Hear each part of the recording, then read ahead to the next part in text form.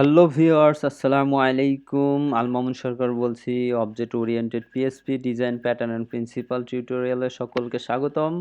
আজকে listen 17। So আজকে আমরা অ্যাবস্ট্রাক্ট ক্লাস নিয়ে আলোচনা করব।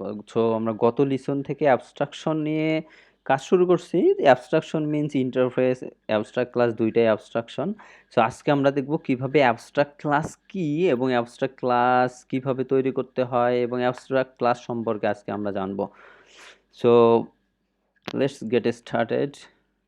Okay, আমরা সাবলাইমে চলে যাই। আজকে আমাদের লিসন 17।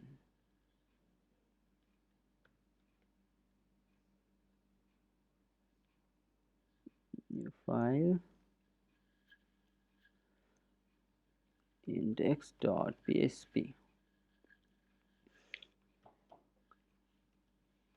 অ্যাবস্ট্রাক্ট ক্লাস হচ্ছে সিম্পল সব ক্লাসের মতো নেই। এখানে জাস্ট হচ্ছে অ্যাবস্ট্রাক্ট ক্লাসের জন্য ABSTRACT অ্যাবস্ট্রাক্ট কিওয়ার্ডটা দিয়ে দিতে হবে সামনে ক্লাস, তারপর ধরলাম হচ্ছে ইউজার ক্লাস, ইউজার। আমাদের হচ্ছে ইউজার নামে একটা হচ্ছে অ্যাবস্ট্রাক্ট ক্লাস তৈরি করলাম। আমি যদি এখানে একটা ফাংশন দেই, সাপোজ ফাংশন ডিসপ্লে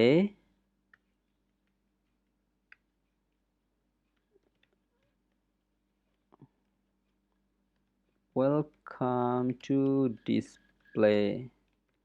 ডিসপ্লেতে আপনাকে স্বাগতম।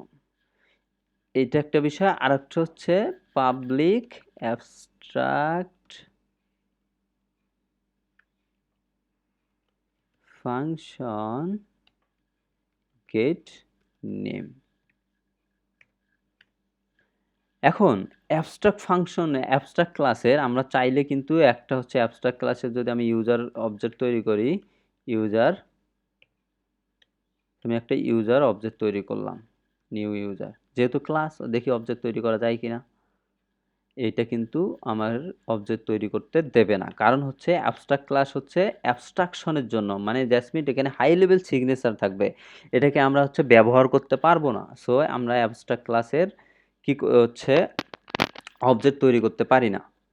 So number one, same as ইন্টারফেসের মতনই অ্যাবস্ট্রাক্ট ক্লাসের অবজেক্ট তৈরি করতে পারি না।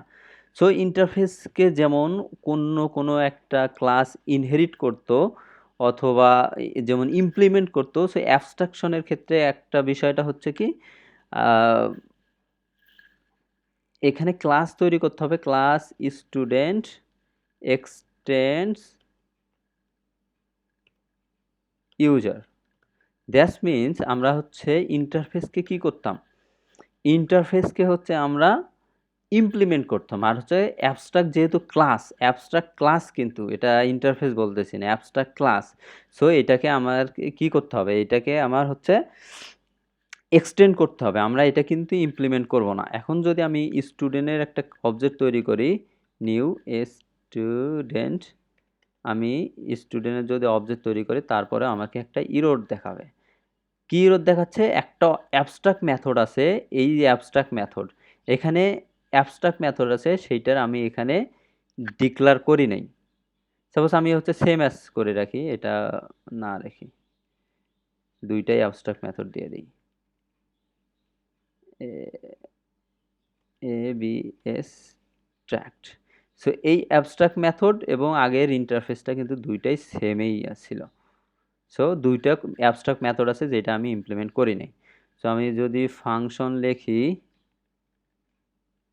এটা হচ্ছে get name,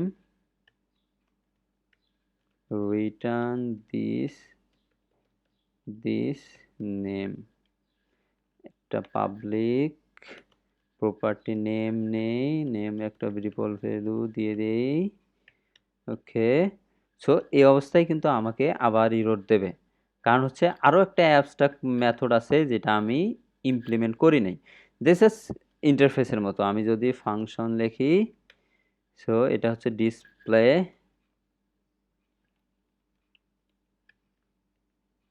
eco welcome to display. So আমি একটা লাইন ব্রেক সহ দিয়ে দিলাম। এখন যদি আমি এই কোডটা রান করি, এখন কিন্তু আমাকে ইরর দেবে না, কোনো কাজ করতেছে না। আমি কারণ ক্লাস দিয়ে স্টুডি ক্লাস দিয়ে কোনো কিছু দেখাইনি। সো আমার এখন কাজ করতেছে না, এখন কাজ করতেছে কারণ আমি দুইটাই ইমপ্লিমেন্ট করছি। আমি যদি কোনো একটা ইমপ্লিমেন্ট না করি, এটাকে সাপোজ আমি ব্যবহার করলাম না, ওকে, তাহলে আমার কি ইরর দেখাচ্ছে। তো অ্যাবস্ট্রাক্ট ক্লাসকে এক্সটেন্ড করলে অবশ্যই যে যে অ্যাবস্ট্রাক্ট ফাংশনগুলো আছে সেগুলোকে ইমপ্লিমেন্ট করতে হবে। আমি যদি এখানে এসটিডি ডিসপ্লে কল করি, তাহলে কিন্তু আমি এখানে ব্যবহার করতে পারবো, যে ওয়েলকাম টু ডিসপ্লে আমার শো করতেছে। That's good. আমি যদি ইকো দেই, ইকো এসটিডি গেট নেম ফাংশনকে কল করি, তাহলে কিন্তু আমি এখানে নেম পেয়ে যাচ্ছি। সো আমার দুইটা সুন্দরভাবে কাজ করছে। সো এখন অ্যাবস্ট্রাকশন, এটা হচ্ছে ইন্টারফেসের বিষয়। এটা যদি জাস্ট সেম অ্যাজ আমি যদি ইন্টারফেস দিতাম, INTRFAC ইন্টারফেস, এখানে ইমপ্লিমেন্টস ইউজার, সেম কাজেই করতো, কিন্তু সরি গেট নেম,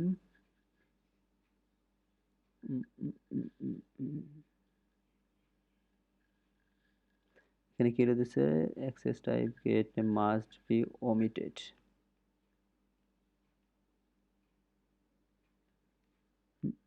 ওকে, এখানে আসলে দুইটাই অ্যাবস্ট্রাক্ট ফাংশন লেখা, যেহেতু আমরা অ্যাবস্ট্রাক্ট ক্লাস ইউজ করছিলাম।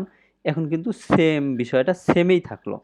জাস্ট এইটাই হচ্ছে এখন পর্যন্ত সেম আছে। এখন যদি আমরা আগের জায়গায় ফিরে যাই, আমরা অ্যাবস্ট্রাক্ট ক্লাস ইউজার ব্যবহার করি, ওকে, আমার এই পর্যন্ত দুইটাই সেম, মানে কোনো ডিফারেন্স নেই। কিন্তু মেইন ডিফারেন্স ইন্টারফেস এবং অ্যাবস্ট্রাক্টের মধ্যে পার্থক্যটা হচ্ছে, আমি অ্যাবস্ট্রাক্ট ফাংশন আছে, এটাকে আমি নন অ্যাবস্ট্রাক্ট ফাংশন বানাই দিলাম। ড্যাশমিন এর ভিতরে আমি বডি অ্যাড করাই দিতে পারবো।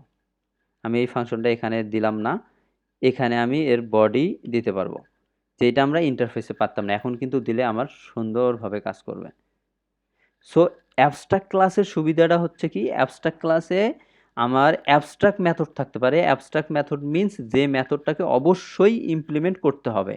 আর নন অ্যাবস্ট্রাক্ট মেথডও থাকতে পারে, সিম্পল ক্লাসের মতো অ্যাবস্ট্রাক্ট মেথড থাকবে, যেটাকে আমি ডিরেক্ট ইউজ করতে পারবো। যেমন ডিসপ্লেকে কিন্তু আমি যেহেতু ইনহেরিট করতেছি মিন্স এর যা কিছু আছে সব কিছুই এই ক্লাসে পেয়ে যাচ্ছি। সো যেহেতু ডিসপ্লে ফাংশন আছে, ডিসপ্লে ফাংশন পেয়ে যাচ্ছি এবং ডিসপ্লে ফাংশনকে কল করতেছি, তো আমাকে এখানে সব কিছুই কাজ করতেছে।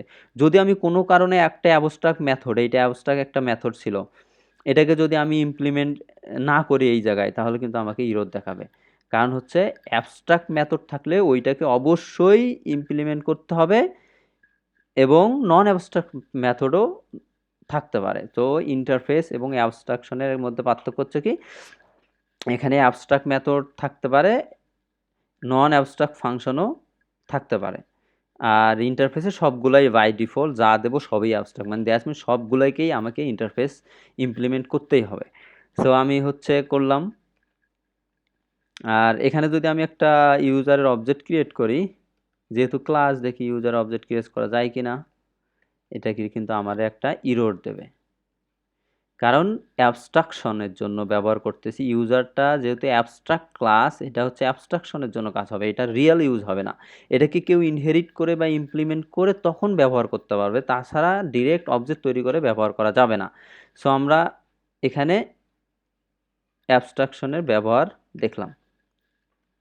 ওকে, সো অ্যাবস্ট্রাক্ট মেথড এভাবেই, অ্যাবস্ট্রাক্ট ক্লাস কিভাবে তৈরি করতে হয়, অ্যাবস্ট্রাক্ট, তারপরে ক্লাস নেম, ক্লাসের ক্লাস, তারপরে হচ্ছে ক্লাসের নাম, তারপরে এখানে ফাংশন থাকবে। আমার নর্মাল ক্লাসে যেরকম ফাংশন থাকে সেরকম ফাংশনও থাকতে পারে, আবার হচ্ছে অ্যাবস্ট্রাক্ট ফাংশনও থাকতে পারে। এইটা ফাংশনটা কি, অ্যাবস্ট্রাক্ট ফাংশন।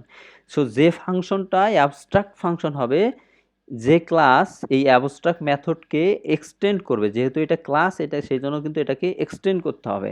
আর ইন্টারফেস হলে এটাকে ইমপ্লিমেন্ট করতে হতো। সো যে ক্লাসটাকে এক্সটেন্ড করবে, যে ক্লাস এই ক্লাসকে এক্সটেন্ড করবে, সেই ক্লাসকে অবশ্যই অ্যাবস্ট্রাক্ট যে ফাংশনটা আছে সেই ফাংশনটাকে অবশ্যই ইমপ্লিমেন্ট করতে হবে। এইটা হচ্ছে মেইন শর্ত। ইন্টারফেসের ক্ষেত্রে মেইন শর্ত কী ছিল? ইন্টারফেসের ভিতরে যতগুলো ফাংশন আছে সবগুলোকে ইমপ্লিমেন্ট করতে হবে, আর অ্যাবস্ট্রাকশনে যেগুলো অ্যাবস্ট্রাক্ট ফাংশন শুধুমাত্র সেগুলো ইমপ্লিমেন্ট করতে হবে। তো আমরা যেহেতু স্টুডেন্টের অবজেক্ট ক্রিয়েট করলাম এবং এর মধ্যে নন অ্যাবস্ট্রাক্ট ফাংশন ছিল ডিসপ্লে, সেটাও আমরা কল করতে পারছি। অ্যাবস্ট্রাক্ট ফাংশনকে ওভাররাইড করলাম, এখানে লিখে অ্যাবস্ট্রাক্ট ফাংশনকে আমরা ব্যবহার করতে পারছি।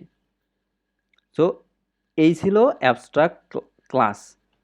সো আমরা বুঝতে পারলাম যে অ্যাবস্ট্রাক্ট ক্লাস কিভাবে ব্যবহার করে। আশা করি বুঝতে পারছেন।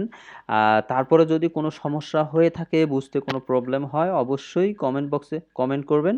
এখানে ইউটিউবের কমেন্ট বক্সে কমেন্ট করবেন, আমি যথাসাধ্য চেষ্টা করব অ্যান্সার দেওয়ার জন্য, অথবা গ্রুপে কোশ্চেন করতে পারেন, গ্রুপে কোশ্চেন করলে অ্যান্সার দিয়ে দেব। আর ভিডিওগুলো কেমন লাগছে অবশ্যই ফিডব্যাক কমেন্ট বক্সে জানাবেন, কারণ আপনার ফিডব্যাকের উপর বেস করে আসলে ইন্সপাইরেশনগুলো বৃদ্ধি পাবে যে আমি ভিডিও বানাবো কি বানাবো না, আপনাদের ভালো লাগছে কি লাগছে না, এটা আসলে ফিডব্যাকের উপর ডিপেন্ড করে। সো আর ভিডিওগুলোর রেগুলার নোটিফিকেশন পাওয়ার জন্য অবশ্যই চ্যানেলটা সাবস্ক্রাইব করে রাখবেন, তাহলে নতুন কোনো কোর্স অথবা নতুন কোনো ভিডিও আসলে অবশ্যই আপনি একটা নোটিফিকেশন পাবেন। সো আজ এ পর্যন্তই। Thank you for your like, comment, share and subscription. আল্লাহ হাফেজ।